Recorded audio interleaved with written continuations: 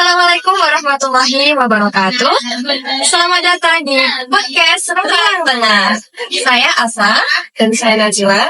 Jadi di sini kita akan membahas suatu topik yang sangat menarik, yang sangat penting dan sangat relevan dengan Indonesia hari ini, yaitu tentang radikalisme dari perspektif tawazun atau keseimbangan. Ya, betul sekali. Indonesia sebagai negara yang memiliki keberagaman yang sangat luar biasa, memang membutuhkan perspektif yang seimbang dalam menghadapi berbagai tantangan, termasuk radikalisme. Namun sebelum kita membahas lebih dalam, mungkin bisa dijelaskan sebenarnya itu apa sih yang dimaksud dengan radikalisme dalam konteks keindonesiaan ini? Menurut saya, radikalisme dalam konteks keindonesiaan ini merupakan suatu paham atau aliran yang menginginkan sebuah perubahan yang total atau drastis dengan cara-cara yang sangat ekstrim, bahkan terkadang juga menggunakan cara-cara kekerasan, Kak. Nah, dalam konteks keindonesiaan ada beberapa bentuk radikalisme, baik itu berbasis agama, ideologi maupun politik. Oke, menarik.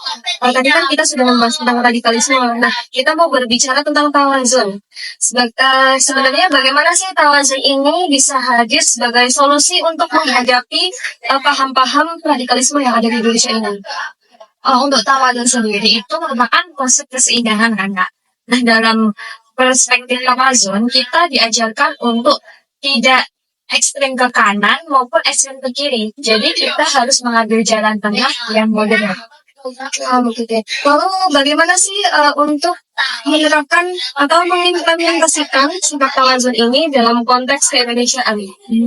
Ada beberapa poin penting yang dapat kita bahas. Yang pertama, menurut saya, tawazun itu mengajarkan kita untuk menyeimbangkan antara tekstual dan kontekstual.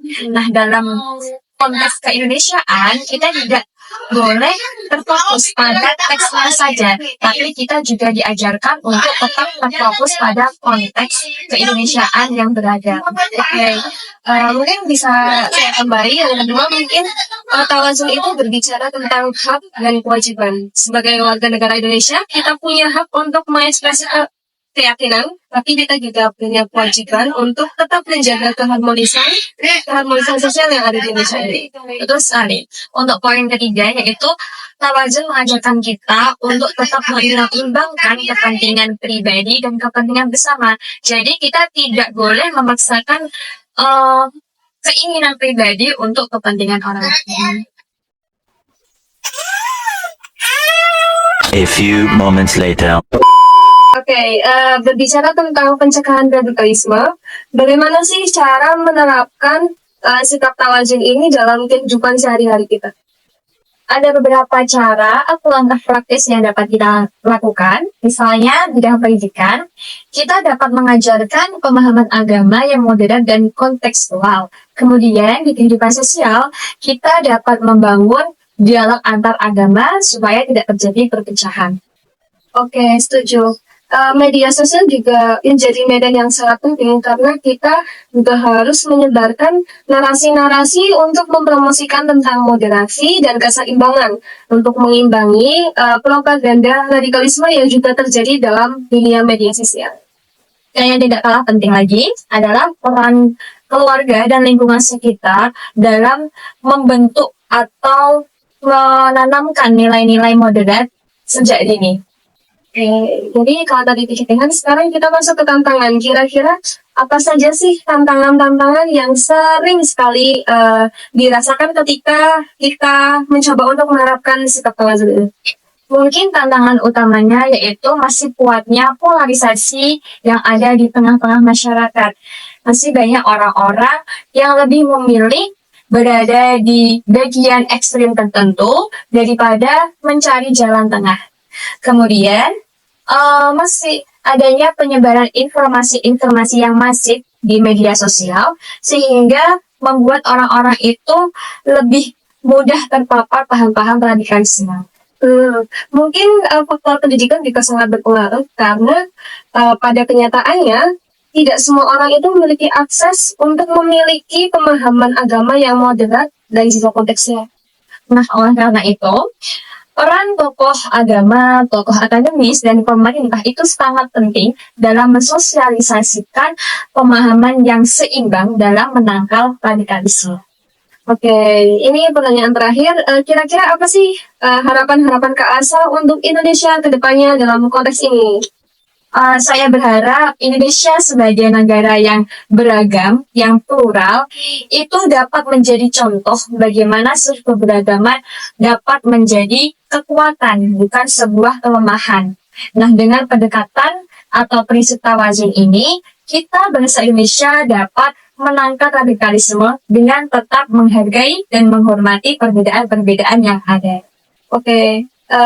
Juga semoga dengan adanya podcast ini dapat memberikan pemahaman baru untuk para pendengar Ruang Tengah Podcast tentang pentingnya tawazun dalam menghadapi radikalisme yang ada di Indonesia ini. Oke, kayaknya sudah di penghujung diskusi kita pada episode kali ini. Terima kasih untuk saya sendiri dan Kak Nazila. Dan terima kasih untuk pendengar setia podcast Ruang Tengah. Sampai jumpa di episode selanjutnya.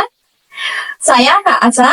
Saya Nazila. Wassalamualaikum warahmatullahi wabarakatuh.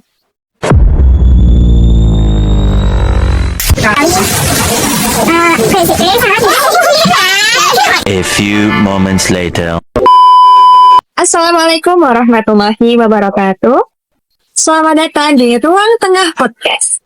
Hari ini kita akan membahas terkait isu penting mengenai radikalisme dalam konteks Indonesia dan bagaimana konsep tawazun itu dapat menjadi alternatif dalam menyikapi radikalisme. Saya Umi Asada sebagai host pada episode kali ini. Saya tidak sendiri, sudah kedatangan dua narasumber hebat dari akademisi dan tokoh masyarakat, yaitu Kak Ariza dan Kak Nazila. Selamat datang kakak-kakak, apa kabar? Alhamdulillah baik. Nah, pada episode kali ini kita akan membahas terkait radikalisme. Kira-kira bagaimana sih radikalisme secara umum itu? Baik, terima kasih. Radikalisme di Indonesia ini bukanlah sekedar ideologi atau pemikiran kita, tetapi juga melahirkan kompleksitas antara sosial keagamaan yang membutuhkan pendekatan pemerintah. Betul sekali, oleh karena itu mari kita memahami secara mendalam akar persoalan dari radikalisme itu sendiri. Baik, mari kita pahami secara mendalam bagaimana sih yang dimaksud radikalisme itu dalam konteks keindonesiaan. Ya, baik. Radikalisme adalah paham yang mendorong perubahan atau pergantian sistem sosial politik secara total, menggunakan cara-cara kekerasan. Di Indonesia sendiri, radikalisme kerap kali berkaitan dengan interpretasi keagamaan yang sempit dan ekspresif. Yang menarik, radikalisme ini tidak hanya muncul dari satu kelompok tertentu. Nah, kita bisa melihatnya dari berbagai spektrum, seperti agama, politik, bahkan sosial budaya. Lantas bagaimana konsep tawazun dapat menjadi solusi alternatif dalam menyikapi radikalisme? Nah, tawazun sendiri kan berarti keseimbangan. Jadi dalam konteks kebangsaan ini, berarti kemampuan untuk memelihara harmoni di tengah-tengah keberagaman. Nah, radikalisme pada dasarnya itu muncul dari ketidakseimbangan. Contohnya seperti ketidakseimbangan sosial, kesenjangan sosial, serta marginalisasi atau pengkotak-kotakan kelompok tertentu. Tepat sekali, tawazun itu mengajak kita untuk tidak terjebak dalam dikotomi hitam putih. Misalkan dalam konteks keagamaan, kita tidak boleh mengklaim bahwa hanya satu penafsiran yang benar. Bisa tolong jelaskan lebih detail lagi? Nah, dalam praktiknya, tawazun itu mendorong kita untuk saling berdialog, bermusyawarah, dan saling memahami. Bukan saling menghakimi, apalagi menegasikan kelompok lain. Misalkan, ketika ada ulama yang berbeda pendapat, alih-alih saling menyalahkan, kita justru harus mencari titik temu. Betul sekali, di Indonesia yang multikulturalisme ini, tawazun adalah kunci. Kita memiliki Pancasila sebagai filosofi keseimbangan antara materialisme dan spiritualisme. Nah, antara hak individu dan kewajiban sosial. Lantas bagaimana cara mengimplementasikan tawazun untuk meredam radikalisme? Nah, menurut saya ada beberapa strategi, yaitu yang pertama pendidikan yang inklusif dan kritis, lalu yang kedua itu membangun ruang dialog antar kelompok atau antar masyarakat, lalu mengurangi kesenjangan sosial ekonomi, dan yang terakhir itu membangun narasi kebangsaan yang bisa merangkul semua pihak.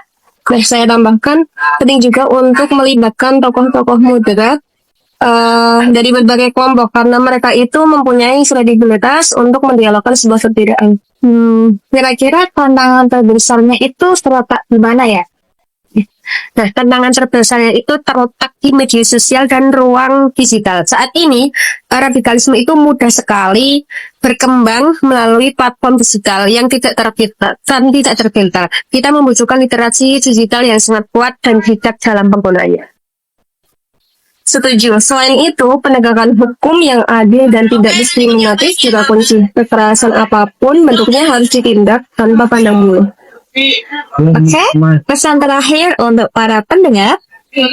Pesan terakhir untuk para pendengar yaitu jadilah agen tawazun mulai dari diri sendiri, keluarga, dan lingkungan terdekat. Bedakan antara ide dan pelaku. Kita boleh tidak setuju dengan suatu ide, tapi tetap harus menghormati martabat manusia. Oke, terima kasih untuk para narasumber pada episode hari ini. Untuk para pendengar, mari kita bersama-sama mewujudkan kedamaian dan keseimbangan dalam keberagaman. Sampai jumpa di Ruang Tengah Podcast. See you next time.